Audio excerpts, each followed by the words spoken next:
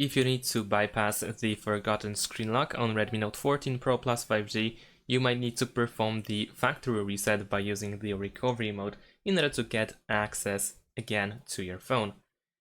And so in order to do that, we need to first power off our device, so press power button and volume up button at the same time so that you open the power menu, and then swipe up to power off. After that, we need to press and hold the power button and volume up button at the same time until we see the Xiaomi logo. Once you see the Xiaomi logo, you want to only hold the volume up button.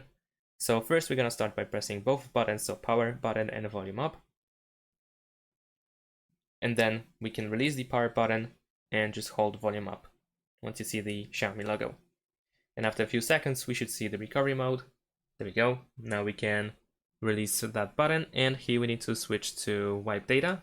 You can use volume up and down in order to navigate over here in this menu.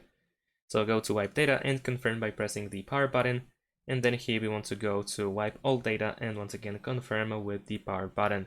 This is how we can erase everything from our phone by using the recovery mode, and therefore also access our device back if we have forgotten our screen lock password. Thanks for watching, leave a like and subscribe to my channel, and see you in my next videos. Bye!